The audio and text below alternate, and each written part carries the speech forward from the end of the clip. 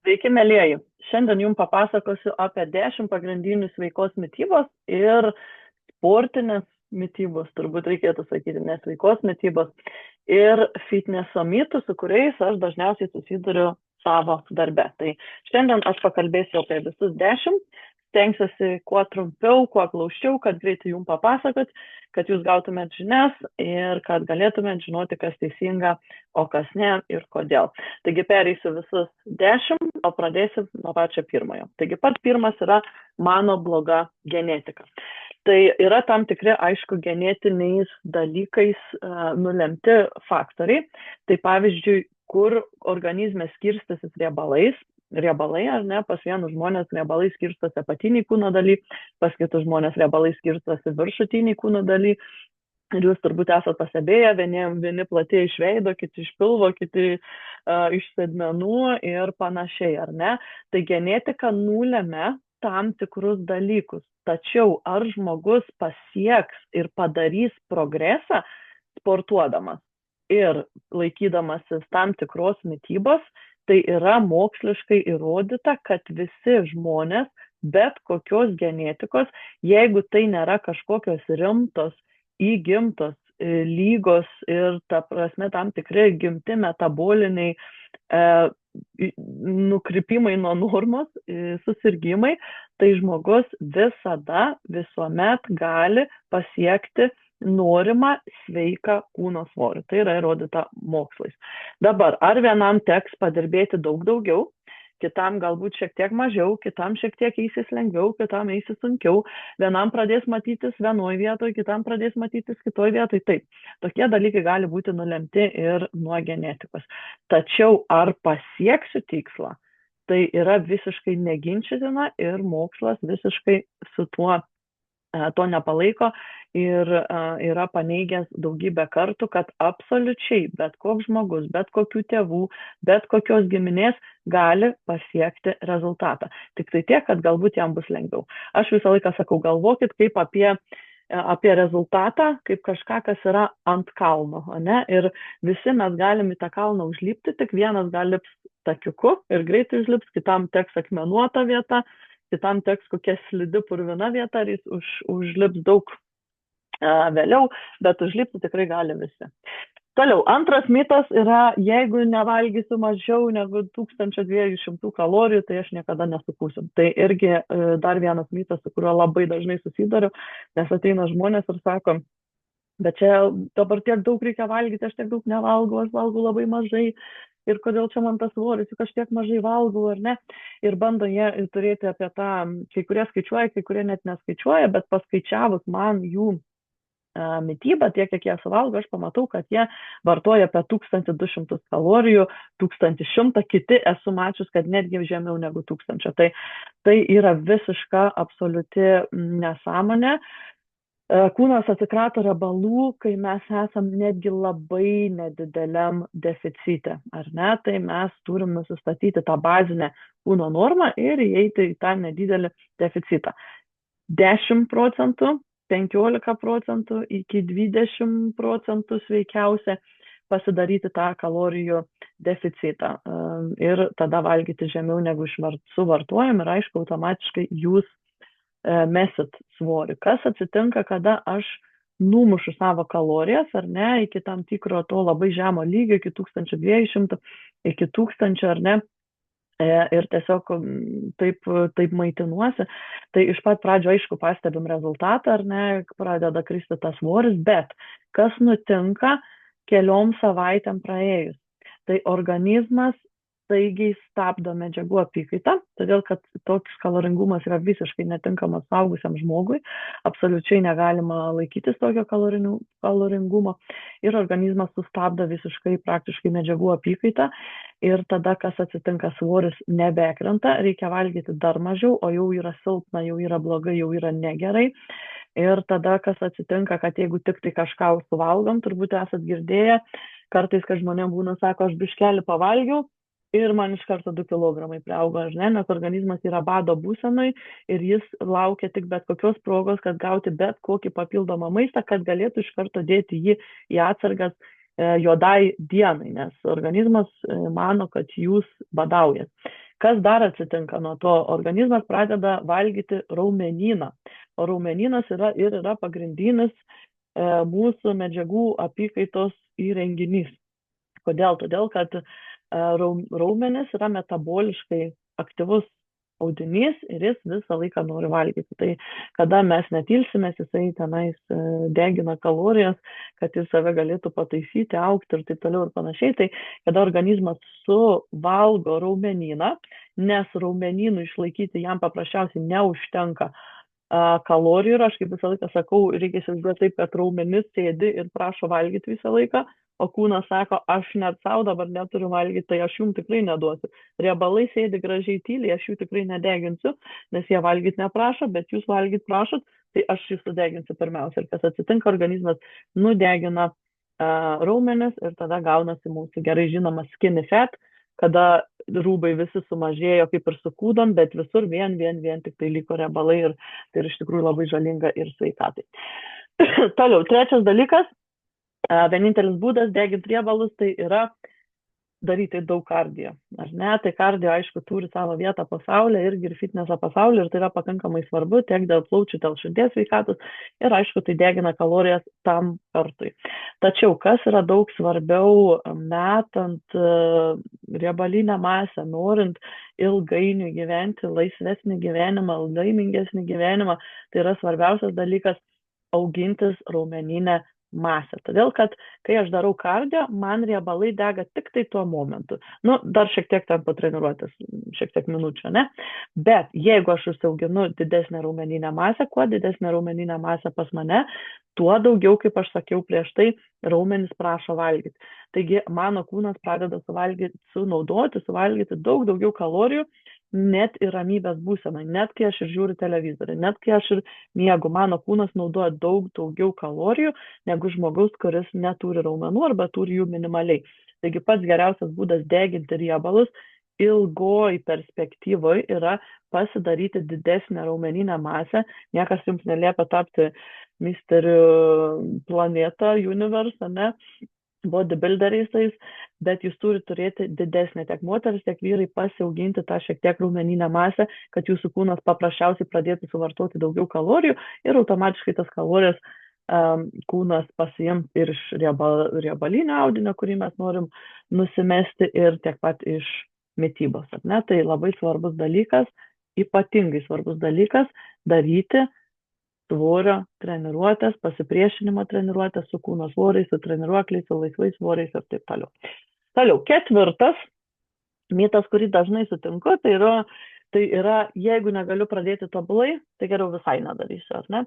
Tai labai dažnai žmonės sako, man čia dabar labai aš esu užsiėmęs, man ten kažkas atsitiko, dabar aš tiek negalėčiau gal sportuoti, aš dabar tik tai gal 2 kartus tik tai galėčiau nueiti į salę, bet aš palauksiu ir tada tą dieną ir tą mėnesį aš jau pradėsiu ir aš jau tada rimtai.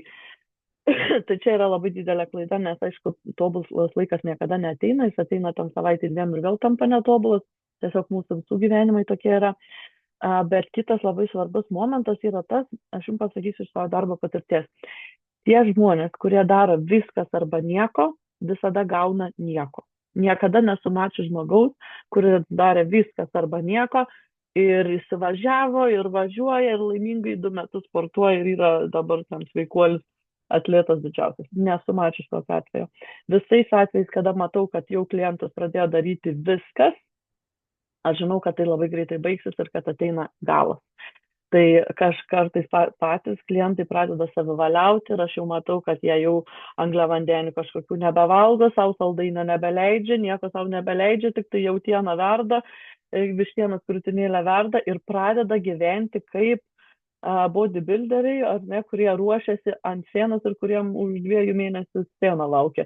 Jie pradeda taip valgyti, užimtos mamos, šiaip žmonės, ar ne, pradeda maitinti šitaip ir tu žinai, kad jau viskas ateina galas, kad dar savaitę magis 2 ir prasidės nutrukimas ir nutruksim, viską mesim ir pasibaigs, nes tai yra paprasčiausiai per griežtai, negalima šitaip dalyti. Būtina vadovautis 80-20% taisyklė, jeigu mes norim to išsilaikyti visą gyvenimą. 80% tos vadinamos švarios, teisingesnės mitybos, ar ne, ir 20% to, ko norisi. Ar ne? Ir tai tada mes tai galim paskirstyti savaitėje, dienoje, kaip kam norisi, mėnesyje, ar ne, 80-20, bet tai yra labai labai svarbus principas, nes paklauskit savęs, ar jūs esat pasiruošę daugiau niekada gyvenime nebeparagauti gimtadienio torto, niekada gyvenime nebevalgysit picos, niekada. Tai va, tai mes neturim išmokti viską išbraukti, valgyti vištienos krūtinėlę su salota ar virtą jautieną ir nieko neimti, nes kas atsitiks tada, kai jūs pabūsit 2-3 savaitės, 4, ar ne, ir jūs tiesiog pradėsit jaustis visiškai be energijos, labai blogai, pradės pakrikinėti po biškį netgi hormoninės tam tikros sistemos, ar ne, ir jūs pasiduosit ir viskas pasibaigs. Tai mes turim išmokti gyventi su skaniais dalykais, nedažnai, bet ir mokėti susivaldyti, ar ne. Tai viskas arba nieko netinka, kas daro viskas arba nieko, visada turi nieko. 5 mitas yra, aš jau viską išbandžiau ir man niekas neveikia. Tai dažniausiai tie žmonės, kurie sako, aš viską išbandžiau, man niekas neveikia, tai turi omenyje, jie išbandė įvairiausias dietas, įvairiausius kokteilius, įvairiausius ten kažkokius tais dalykus, detoksus ir niekas neveikia. Tai čia kodėl? Vėlgi dėl tos pačios priežasties, kaip ir mitui prieš tai, nes mes einam ir darom viskas arba nieko, mes darom kažkokią tai programą, kuri turi tam tikrą užbrėžtą laiką, tai yra 4 savaičių mitybos planas, sakykime, ir tu nebegali susivaldyti, ar ne, vis tiek tu pradedi valgyti ne pagal tą planą, o kai nueini į restoraną su draugiam ir nėra pagal tą planą, ką suvalgyti, arba laikaisi kažkokios ten grykių dietos, kiek dienų tų grykių pavalgysi, vis tiek nustos valgyti ir grįžta svoris, ar ne? Kiek kokteilių ten tu gali pirkti, baigsis pinigai ir iki gyvenimo galo, iki 90 metų, iki nepirksi tų kokteilių. Ir žmonės, aišku, padaro, iš pat pradžių labai užsidegę, labai fainas, svoris krenta, paskui jie nebegali toliau daryti, nes tai yra reikalauja ir pinigų, ir tam tikrų kitų išteklių, ir meta. Ir tada jie sako, aš viską išbandžiau, man niekas neveikia. O iš tikrųjų viskas veikia, tai jūs turite ką daryti? Pasikliauti teisingą mitybą ir didesniu fiziniu aktyvumu, negu jis turi dabar. Tai yra pradėti daryti treniruotės, jėgos treniruotės, galbūt šiek tiek kardio ir būti aktyvus už sporto salės ribų. Tai yra vaikščioti, aktyviai leisti laisvalaikį. Kitas mūsų mitas yra, norint numesti svorio, reikia visam laikui atsisakyti picų, saldumynų ir taip toliau. Tai vat, kaip ir aš jau kalbėjau, jokių būdų ne tik, kad nereikia, bet aš sakyčiau, netgi negalima.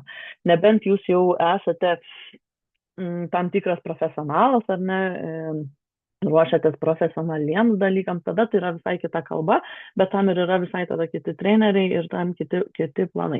Mes kalbam apie normalius žmonės, kurie tiesiog nori būti sveiki, jaustis gerai ir gerai atrodyti, ar ne, pasiekti savo tų tikslų. Tai jokiais būdais nereikia atsisakyti nei picos, nei šokolado, tiesiog reikia labai tai normuoti. Kaip aš visą laiką sakau, jūs turit savo leisti ir su draugė kartais atsisėsti suvalgyti tortą ir nueiti kažkieno gimtadienį ir atšvęsti kalėdas ir ten kažkur galbūt išeiti su antra puse į restoraną papietauti ir užsakyti ir desertą ir visko.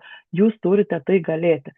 Tačiau, kas yra labai svarbu, reikia savęs paklausti. Pavyzdžiui, šiandien yra ketvirtadienis ir šiandien nėra nei mano gimtadienis, nei jokios mano draugės gimtadienis, nei kažkokia tai šventė, tai reiškia, kad aš šiandien valgau švariai, ar ne, arba teisingo maistingumo, tokio geresnio maistingumo maistą.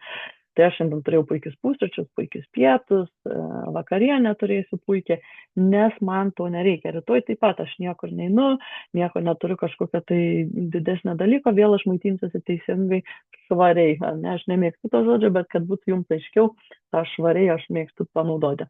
Šeštadienį taip pat nieko man nevyksta, taigi vėl bus švariai ir sekmadienį susitiksim su merginom, eisim į Game of Thrones ir galbūt kažkur sustosim papietauti, tai aš tikiu, kad tas maistas nebus, kad ten kažkoks jau labai baisus, bet tiesiog aš jau negalėsiu normaliai paskaičiuoti ten kalorijų, nes aš nežinau, nei ten kaip ten kas bus. Tai jau aš sau kažką tai leisiu ir pirmadienį aš vėl grįžtu ar ne į režimą, nebaudžiu savęs, tiesiog grįžtu į režimą ir toliau mėgaujuosi gyvenimu.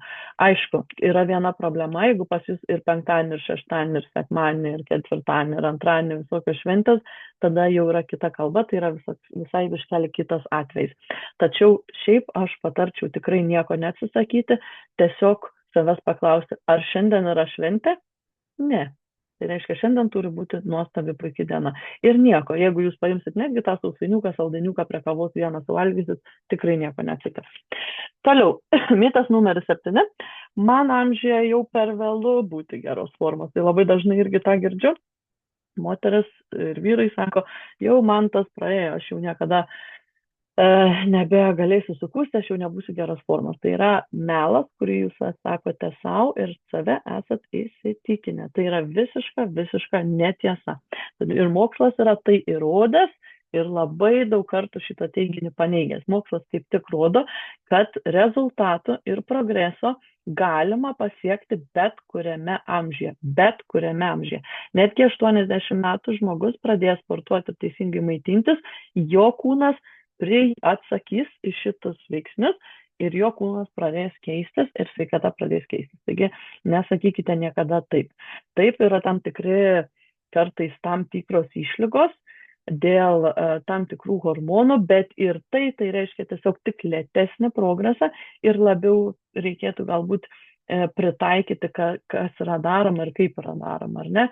Bet kad jums yra per vėlu, tai nėra tokio dalyko. Pas mane yra klientų ir 67 metų, ir 64, ir jos puikiai meta svorį, svoris krenta, sportuoja, jos darosi stipresnės, kur negalėdavo atsitūpti, gali atsitūpti, padaro įvairius dalykus ir stiprėja savaitę iš savaitės, lygiai taip pat, kaip stiprėja ir jaunas žmogus. Tai nesakykit savo šitų melų, nemelokit savo.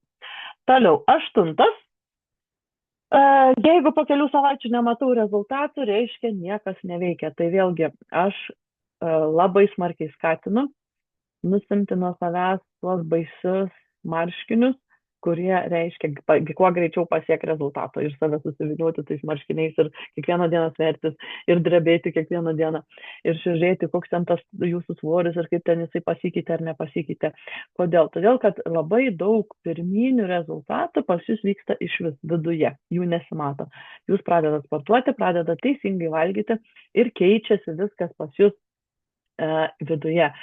Po biškį dingsta uždegimai, ar ne, taisosi medžiagų apykaita ir tą rezultatą išorėje mes dažnai pamatom tik tais po kelių savaičių. Tai mes galim, aišku, jeigu su teisinga, aš kalbu, mityba, ar ne, subalansuota mityba ir fiziniu aktyvumu, tai mes galim tą rezultatą pamatyti po 2 savaičių, galim po 4, galim po 6, bet aš dažniausiai mėgstu vertinti rezultatą bent jau po 6 savaičių. Nes tada jau tikrai galima ramiai pasižiūrėti ir matyti tikrai pokytį žmogaus kūne. Tiek išorėje, tiek viduje. 9. Mitas tai yra, kad sportinė mityba yra be galo brangi. Tai yra visiškai absoliučiai netiesa. Ir teisybė pasakius, tiek sportininkai, tiek žmonės, kurie laikosi tos subalansuotos mitybos, dažniausiai valgo iš visiškai tos pačius produktus. Žuvį, mėsą, kiaušinius, pieno produktus, ar ne, tam tikras daržoves, tam tikrus vaisius. Ir pavyzdžiui, man išeina nusipirkti maisto 2 dienoms, neskaitant daržovių, nes aš daržovių tada namuose turiu, už 8 svarus, aš Anglijoje gyvenu. Tai dar sudėkim daržovės, kurias turiu namuose, galbūt baltyminius kokteilius, kuriuos aš kažkur pirkau. Tai man gaunasi 2 dienom apie 10 svarų. Ką aš perku? Aš turiu kiaušinių, perku 400 gramų jautienos faršo 2 dienom, ne, šiek tiek liesos varškės ir aš pilnai įtelpu į šitą,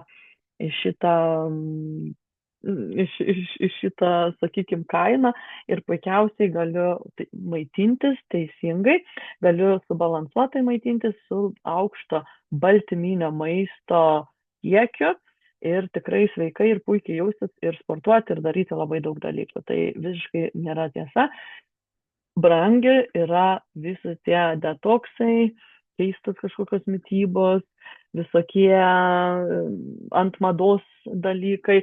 Pavyzdžiui, avokadas yra labai gerai, bet jis nėra kad būtinas, kad tu būtinai turi jį valgyti, čia sėklas, avokadą, gožių uogas ir visokius ten dalykus. Ne, gali valgyti kiaušinius, varškę, mėsą, žuvį ir taip toliau. Ir yra labai įvairių pasirinkimų, galima šaldytą rinktis.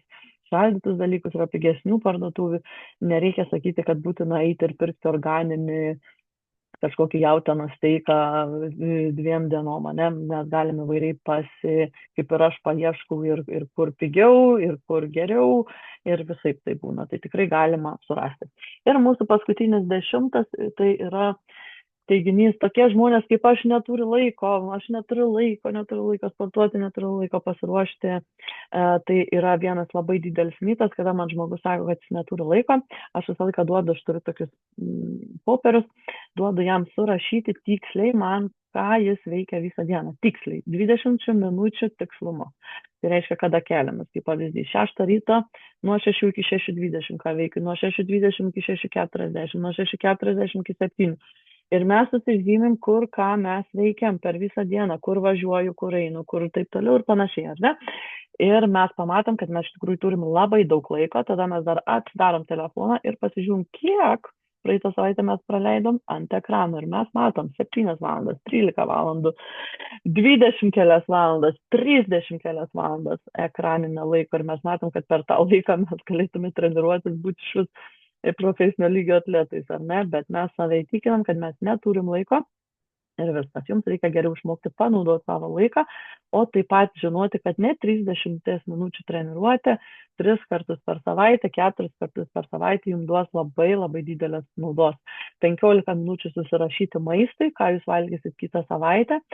Valanda nuvažiuoti tą maistą nusipirkti kažkurio kitą, sakykime, dieną. Ir netgi galima surasti dar 1 valandą, jeigu jūs tikrai esat labai labai užsiėmę, pasiruošti maistą netgi visai savaitai. Tai viskas yra įmanoma, tik tais reikia pasidaryti laiko tokį kaip ir auditą, ar ne? Viskas, 10 pačių didžiausių mitybos mitų, su kuriais aš susiduriu savo darbe.